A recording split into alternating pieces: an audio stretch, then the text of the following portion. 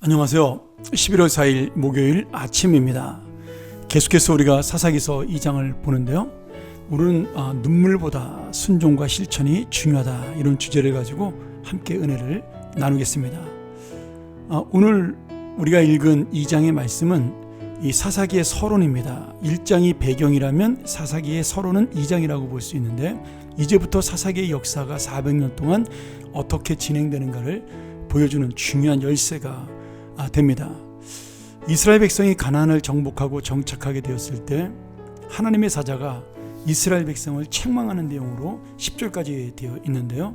그리고 이스라엘 백성들이 회개의 눈물을 흘리는, 회개의 눈물이라기보다는 안타까운 눈물을 흘리는 장면이라고 볼 수가 있습니다. 이스라엘은 가나안을 정복하면서 우리 어제도 배웠지만 가나안 사람들을 다 멸망시키거나 쫓아내지 않고 여기저기에 자신들의 욕심을 위해 가나안 족속을 남겨 놓았습니다. 그리고 이 사람들이 가시와 올무가 되어 이스라엘 백성을 괴롭히고 우상을 섬기게 만들 것이라고 오늘 책망하고 있는 거죠. 그리고 실제로 이 말씀은 이루어져서 이스라엘 백성들은 이 남겨진 가나안 사람들을 통해서 끝까지 괴롭힘과 어려움을 당하게 됩니다. 스스로의 욕심으로 미래의 후손들, 그 후손들의 인생을 자기들 스스로 망치게 된 결과를 나타내고 있는 거죠. 우리도 마찬가지입니다. 지금 내가 욕심을 부려서 당장은 편한 것처럼 보이지만 반드시 우리의 욕심이 죄가 될 때 그 죄는 우리의 자손들에겐 자라서 사망으로 간다. 성경이 증명하고 있는 거죠. 욕심이 잉태한 즉 죄를 낳고 죄가 장성한 즉 사망을 낳는다. 놀라운 건 이스라엘 백성들의 반응입니다. 이스라엘 백성들이 하나님의 책망하는 말씀을 듣고 하나님 앞에 두렵고 또 자기들의 욕심 때문에 통곡하고 죄송해서 울죠. 어느 정도로 많이 울었냐 하면 그 땅 이름이 원래 베델인데 우는 사람들이란 뜻을 가진 보김이라고 그 이름을 바꿔서 부를 정도로 많이 울고 제사도 드리게 됩니다.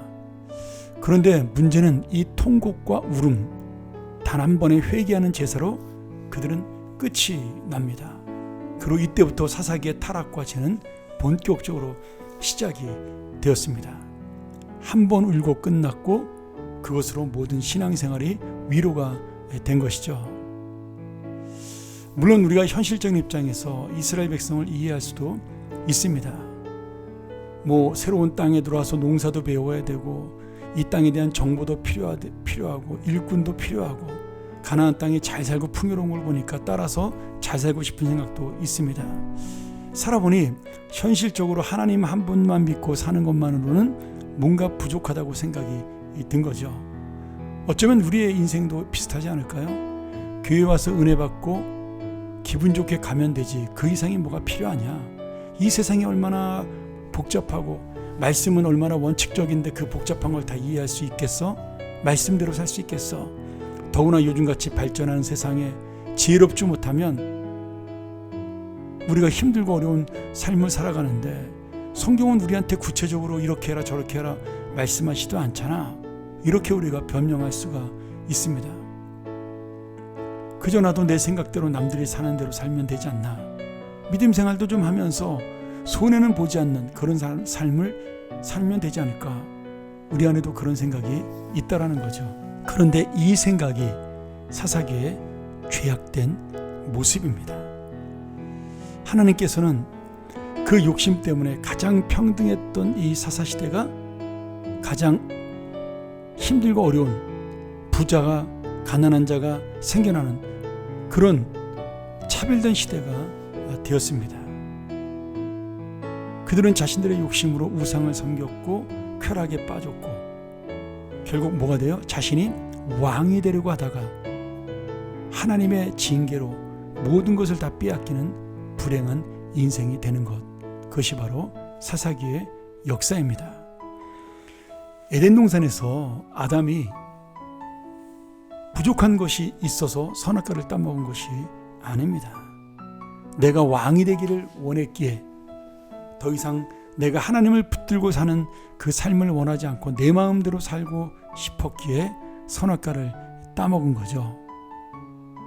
사실 이 선악과는 먹어도 그만 안 먹어도 그만인 것인데 그것 때문에 내 욕심 때문에 내 이기심 때문에 내가 왕이 되고자 하는 그 욕망 때문에 아담은 자신뿐 아니라 인류 전체에 죄라는 것을 뿌리게 된 것입니다.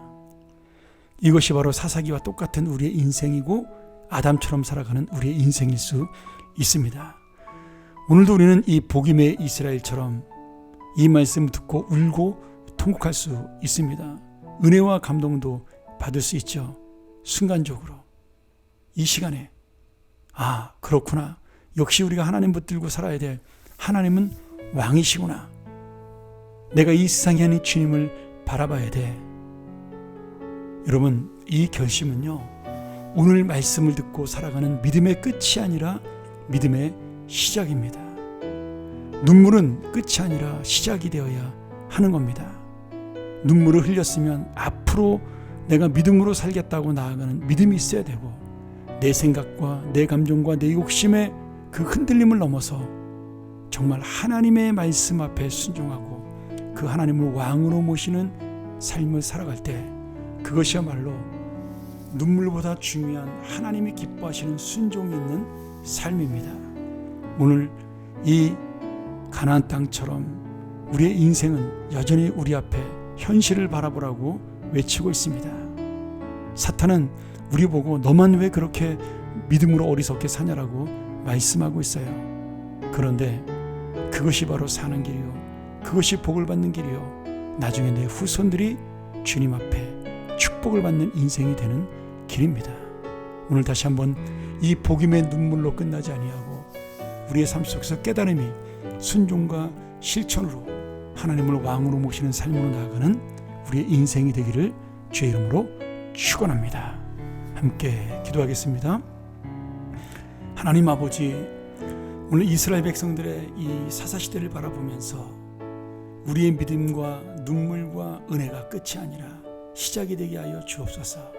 400년의 인생을 시작하는 이 가나안 땅 앞에 그들은 눈물로 시작을 했지만 징계로 끝을 맺는 안타까운 인생이 되었는데, 우리는 그 눈물을 통하여 하나님의 소망을 얻고 하나님의 뜻을 알고 하나님이 왕이 되어 우리를 끝까지 인도하는 웃음으로 바뀌는 인생 되게 하여 주시옵소서. 오늘도 우리가 현실을 이기고 주님을 바라보는 믿음으로 살게 하여 주옵소서. 예수님의 이름으로 기도합나이다. 아멘. 우리 다시 한번 이 말씀 묵상하면서 주 앞에 하나님, 눈물보다 중요한 순종의 실천, 삶의 믿음, 그리고 내 생각을 넘어서는 하나님을 왕으로 삼는 그러한 나의 인생 되게 하여 주옵소서. 우리 묵상하며 나아갑니다.